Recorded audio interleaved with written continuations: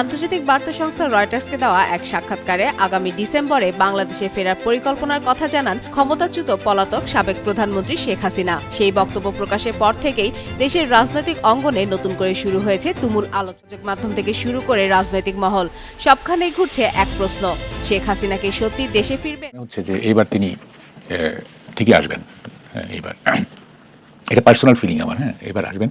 তা না হলে রয়টার্সকে এইভাবে কনফিডেন্টলি এবং অ্যাসার্টিভলি বললেন, এইটা আমার মনে হয় কোনো চালাকি। আমি আছি, আজকে হয়তো এই দূরে আছি বলে সবার সাথে কথা বলতে পারছি। তারপর তো আমি সিদ্ধান্ত নিয়েছি আমি দেশে ফিরবো। ওরা বলে আমাকে নিয়ে যাবে, কিভাবে নেবে?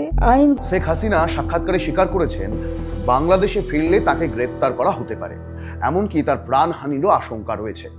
তারপরও তিনি নিজের দেশে ফিরতে চান। তার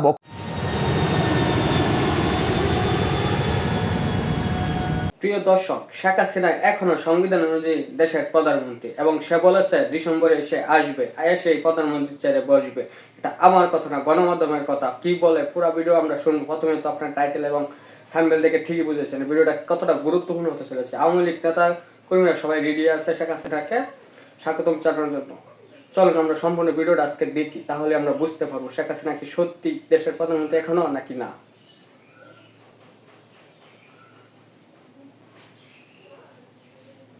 নির্বাচিত প্রধানমন্ত্রী ছিলেন, তার দেশে আসার অধিকার আছে। অবৈধ একটা সরকার এখন ওখানে আছে। টালমাটাল অবস্থা এখন বাংলাদেশের বর্তমান শাসক দল বিএনপি। যে শেখ হাসিনা আসলে আবারও কি নির্বাচন হবে? যে নির্বাচন হয়ে গেল গত 12ই ফেব্রুয়ারি, সেইটা কতটা গণতান্ত্রিকভাবে হয়েছে? সেটা কি সংবিধান মেনে হয়েছে? দেখুন, যদি সংবিধান আপনি মানতে চান তাহলে এখনো শেখ হাসিনাই হচ্ছে বাংলাদেশের প্রধানমন্ত্রী। এই কথা আমি বলছি না। জুলাই সনদ আলাদা আর বাংলাদেশের সংবিধান আলাদা, এটা আপনি মানুন চাই নাই মানুন, এটা কিন্তু বাংলাদেশের আইনই বলছে। বাংলাদেশের আইটিসি শেখ হাসিনার বিরুদ্ধে যে সাজা শুনিয়েছিল তাতে তারা এও স্পষ্ট করে দিয়েছিল যে শেখ হাসিনার কোনো মন্তব্য বক্তব্য সে দেশের কোনো মিডিয়ায় চালানো যাবে না। শুধু তাই নয়, কোনো সংবাদপত্রেও তার মন্তব্য প্রকাশিত করা যাবে না, ছাপা যাবে না। কিন্তু তাই বলে এই নয় যে শেখ হাসিনা কোনো কথা বলতে পারবেন না। শেখ হাসিনা বলেছেন, একাধিকবার বলেছেন এবং সাক্ষাৎকারও দিয়েছেন। এতদিন পর্যন্ত তিনি যে সমস্ত সাক্ষাৎকার দিয়েছেন তা অবশ্যই লিখিত এবং প্রত্যেকটি প্রায় ভারতীয় মিডিয়ার সঙ্গে। এই প্রথমবার তিনি একটি আন্তর্জাতিক মিডিয়ার সঙ্গে ফোনে কথোপকথনের মাধ্যমে সাক্ষাৎকার দিলেন এবং সেখানে তিনি একদম নির্দিষ্ট করে দিলেন, নির্ঘণ্ট জানিয়ে দিলেন যে তিনি ডিসেম্বরেই ফিরবেন বাংলাদেশে এবং তার যে সমস্ত নেতাকর্মীরা রয়েছে তাদেরকে সঙ্গে নিয়ে তিনি ফিরবেন বাংলাদেশে এবং ফিরে প্রথমেই তিনি আত্মসমর্পণ করবেন। একদম জলজ্যান্ত কথা। আর এই কথা কিন্তু এবার সিরিয়াস নিচ্ছে বাংলাদেশের নেতা মন্ত্রীরা, এই মুহূর্তে যারা রাজ করছে সেখানে। এতদিন তারা সিরিয়াস নেয়নি, তার কারণ তারা ভাবতো যে ও তো ভারতীয় মিডিয়ায় বলছে, কোনো যায় আসে না, তারা ছাপতও না। আর এখন শেখ হাসিনার এই বক্তব্য, এই মন্তব্য কিন্তু বাংলাদেশি মিডিয়াতেও ছাপা হচ্ছে। বুঝতে পারছেন? যেহেতু রয়টার্সকে তিনি বলে দিয়েছেন, একটা আন্তর্জাতিক সংবাদ মাধ্যমের সঙ্গে তিনি সাক্ষাৎকারে অংশগ্রহণ নিয়ে এই ধরনের ইনফরমেশন দিয়েছেন। আর সেখান থেকে টালমাটাল অবস্থা এখন বাংলাদেশের বর্তমান শাসক দল বিএনপি। কেন?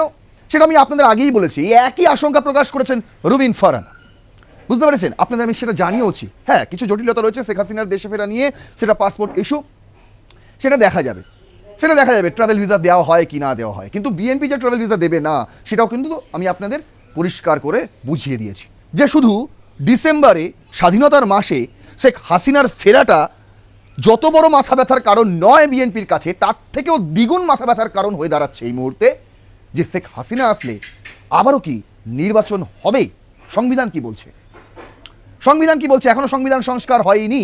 আর এই সংবিধান সংস্কার করার জন্য বিরোধী 11 দলীয় জোট বিভিন্ন বিভাগে গিয়ে ছোটখাটো স্ট্রিট কর্নার করছে, বিশাল বড় মঞ্চ তৈরি করছে এবং সেখানে দাঁড়িয়ে তারা গরম গরম বক্তৃতা দিচ্ছে এবং সবটাই ভারতের উদ্দেশ্যে।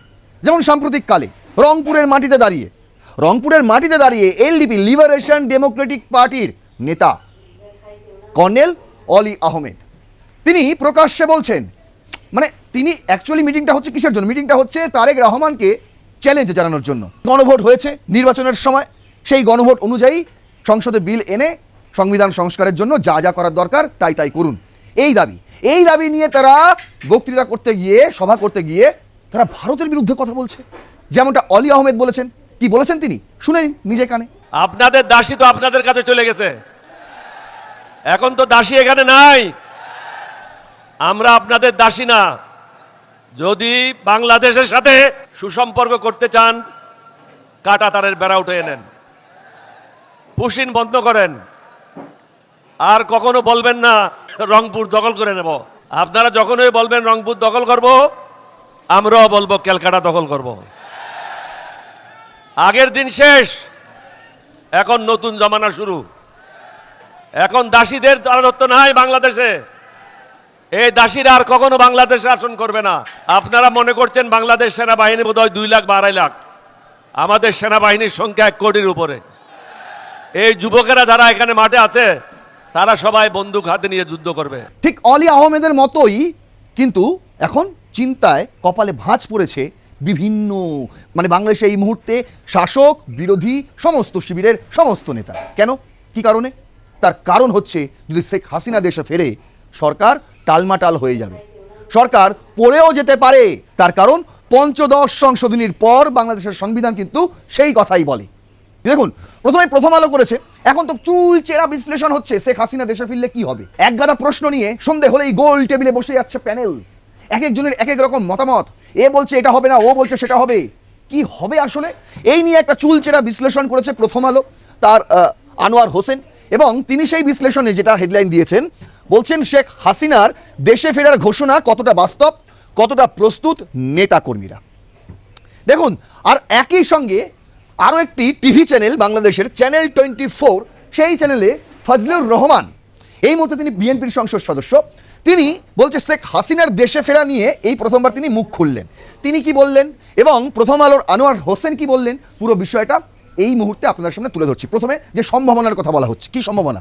প্রথমে বলা হচ্ছে রাজনৈতিক কৌশল নাকি বাস্তব। এটা মানে শেখ হাসিনার এই ঘোষণা কি রাজনৈতিক কৌশল, মানে বাংলাদেশের রাজনীতিতে ভেসে থাকার জন্য একটি কৌশল, নাকি সত্যিই তিনি ডিসেম্বরে বাংলাদেশের মাটিতে পা রাখতে চলেছেন এবং সেটা বাস্তব হতে চলেছে। বলছে এই ঘোষণা কি আসলেই কোনো বাস্তব পরিকল্পনা, নাকি আওয়ামী লীগকে আবার রাজনৈতিকভাবে চাঙ্গা করার একটি কৌশল? তা নিয়ে দলটির ভেতরেই সংশয় ও মিশ্র প্রতিক্রিয়া রয়েছে। অবশ্যই হয়তো রয়েছে, নাহলে বাংলাদেশের এরকম শীর্ষস্থানীয় একটি সংবাদপত্র এই ধরনের খবর লিখবে না। আচ্ছা, তার বিরুদ্ধে মামলা রয়েছে এবং তার বিরুদ্ধে মৃত্যুদণ্ডের সাজাও রয়েছে।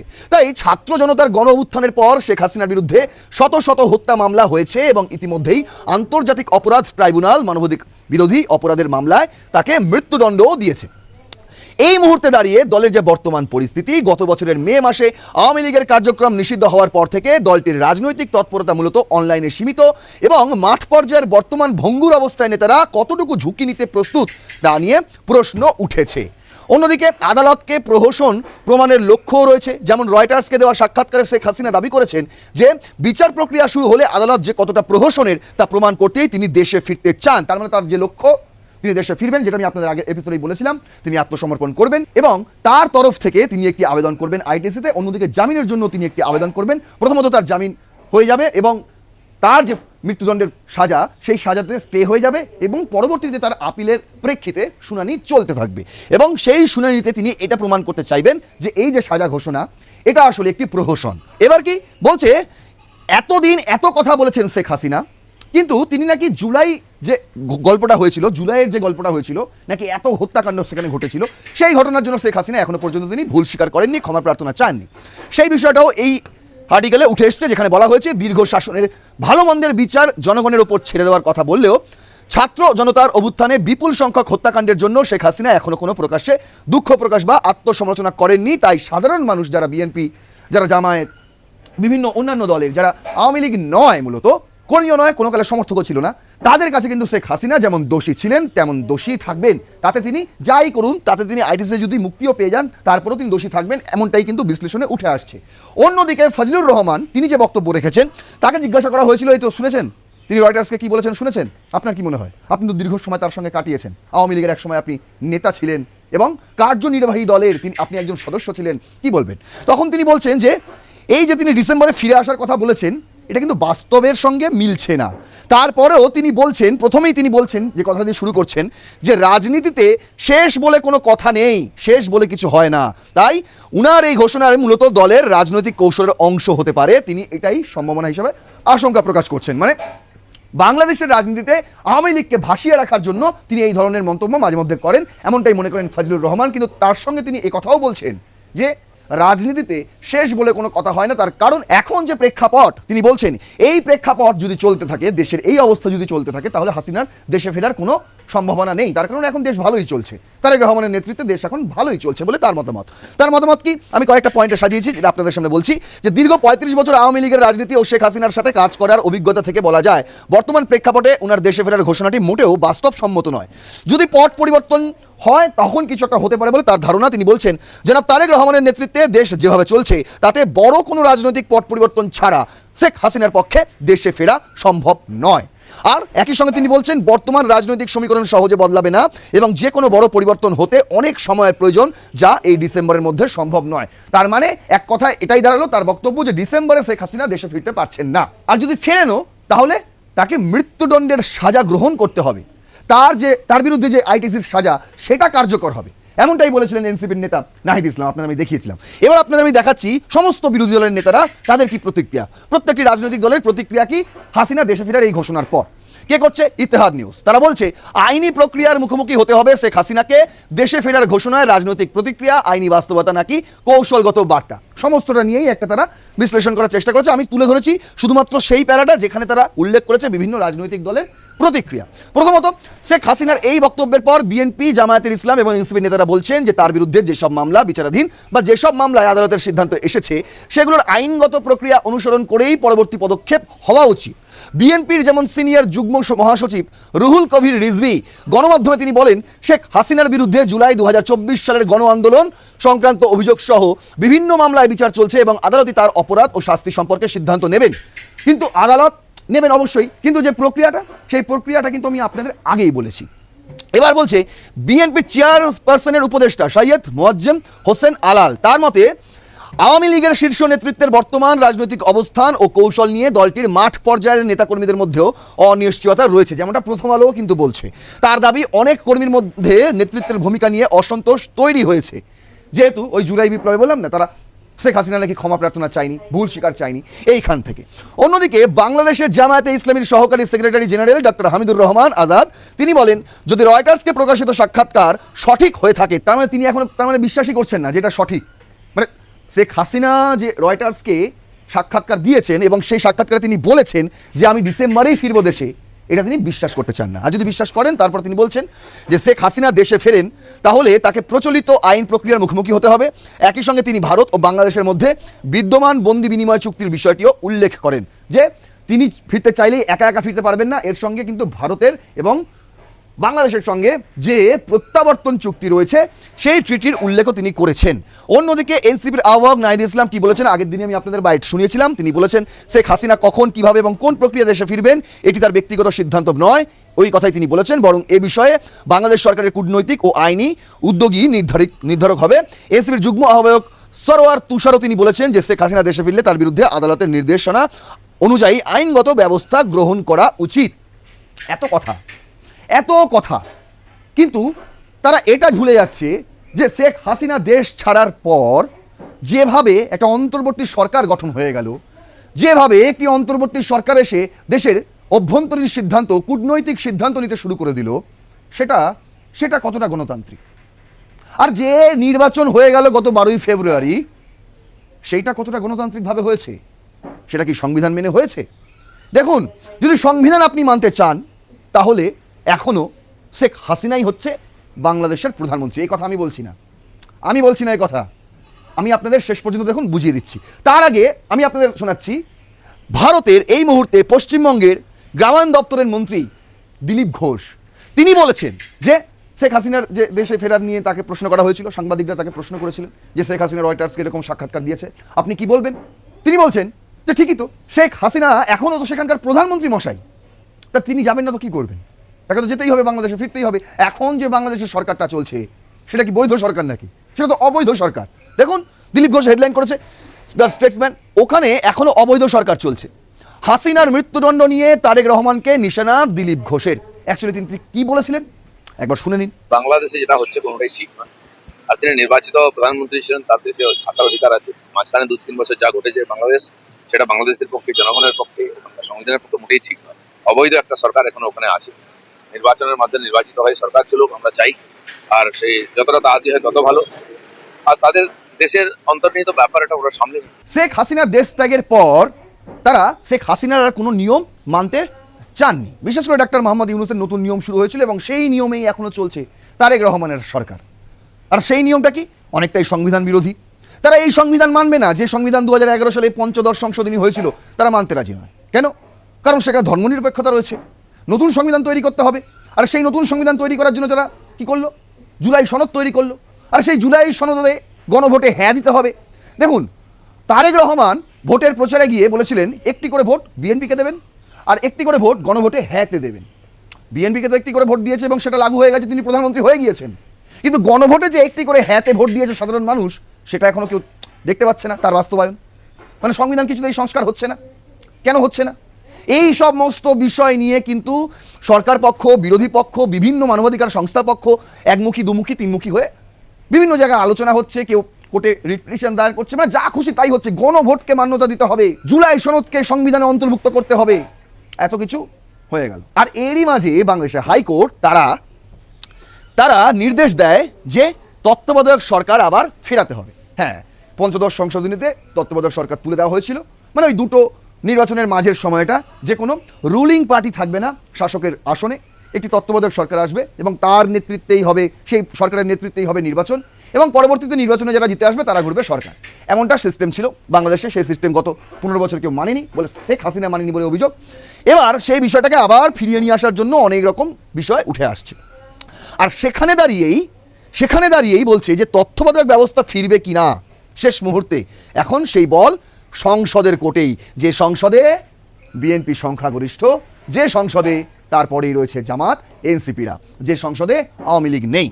দেখুন, এই বিষয়ে সুশাসনের জন্য নাগরিক এই সংগঠনের সম্পাদক ডক্টর বদিউল আলম মজুমদার, এই হচ্ছেন সেই ব্যক্তি। তিনি একটি কথা বলেছেন। কি বলেছেন? খুব গুরুত্বপূর্ণ।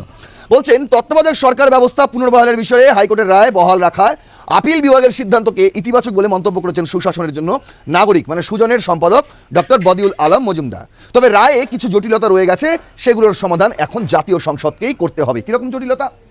সুজন সম্পাদক বলছেন, পূর্ণাঙ্গ রায়ের পরে আমরা আরও বিস্তারিত বলতে পারবো কোন কোন জায়গায় আমাদের অসন্তুষ্টি আছে এবং কোন কোন জায়গাগুলোতে সংসদকে সুরাহা করতে হবে। আমরা রিভিউ করব কিনা পূর্ণাঙ্গ রায় পাওয়ার পর সে বিষয়ে সিদ্ধান্ত নেব। আপাতত তিনি বলেছেন, বদিউল আলম মজুমদার তিনি বলছেন যে আজকে যে রায় হলো এবং আমাদের হাইকোর্ট যে রায় দিয়েছেন তার মাধ্যমে তত্ত্বাবধায়ক সরকার ব্যবস্থা ফিরে আসার পথ প্রশস্ত হয়েছে। তবে কিছু জটিলতা রয়ে গেছে। কীরকম? এর মধ্যে অন্যতম হলো পঞ্চদশ সংশোধনীর মাধ্যমে সংসদ বহাল রেখেই নির্বাচন অনুষ্ঠানের বাধ্যবাধকতা রয়েছে, যেটা 2011-তে হয়েছিল। কিন্তু সংসদ বহাল রেখে তত্ত্বাবধায়ক সরকার গঠন করা সম্ভব নয়। তাই এই জটিলতা জাতীয় সংসদকেই নিরসন করতে হবে, অর্থাৎ বল এখন সংসদের কোর্টে। এবার কি সিদ্ধান্ত নেবে সংসদ? সেখানে কি ভোটাভুটি হবে নাকি সবার মত একদিকেই থাকবে যে তত্ত্বাবধায়ক সরকার ফিরুক? সেদিকে তো অবশ্যই আমাদের নজর থাকবে। কিন্তু এই বিষয়টা নিয়েই, এই পঞ্চদশ সংশোধনী এবং তত্ত্বাবধায়ক সরকার, এই বিষয়টা নিয়ে একটি আলোচনার সভায় সেই চ্যানেল 24-এ তাকে আমন্ত্রণ জানানো হয়েছিল, বদিউল আলম মজুমদারকে। এবং সেখানে তিনি একটি গুরুত্বপূর্ণ বক্তব্য রেখে দেন। কি বলেন? তিনি বলেন যে যেভাবে নির্বাচন হয়েছে সেটা তো সাংবিধানিক নয়, যেভাবে অন্তর্বর্তী সরকার গঠন হয়েছে সেটাও তো সাংবিধানিক নয়। তিনি একথাও বলেছিলেন এর আগে যে এই মুহূর্তে বাংলাদেশের যে রাষ্ট্রপতি তা তো জেল হওয়া উচিত। তিনি কিভাবে একের পর এক নির্দেশনা দিয়ে দেন। শেখ হাসিনার পদত্যাগপত্র তার কাছে নেই বলে তিনি এক সময় দাবি করেছিলেন।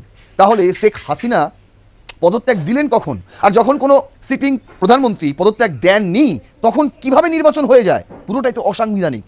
তাই তিনি এখানে খুব সুন্দরভাবে বলেছেন, আপনি দেখতে পারেন ইন্টারভিউটা ইউটিউবে রয়েছে, সেই থাম্বনেলটাই আমি এখানে ব্যবহার করেছি, যেখানে বলা হচ্ছে সংবিধান মানলে হাসিনা এখনও প্রধানমন্ত্রী। কি বলছে?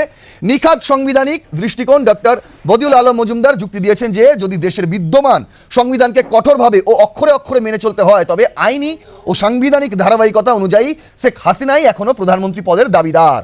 বিদ্যমান আইনি কাঠামো বনাম বর্তমান বাস্তবতা, তার মতে বর্তমান সরকার বা নির্বাচন সংক্রান্ত অনেক সিদ্ধান্তই নেওয়া হচ্ছে গণ অভ্যুত্থানের রাজনৈতিক বাস্তবতার উপর ভিত্তি করে। কিন্তু যদি আমরা পুরোপুরি সংবিধানের ভেতর থেকে বিচার করি তবে সেই সংবিধান অনুযায়ী 12ই ফেব্রুয়ারির নির্বাচনও সম্ভব নয়।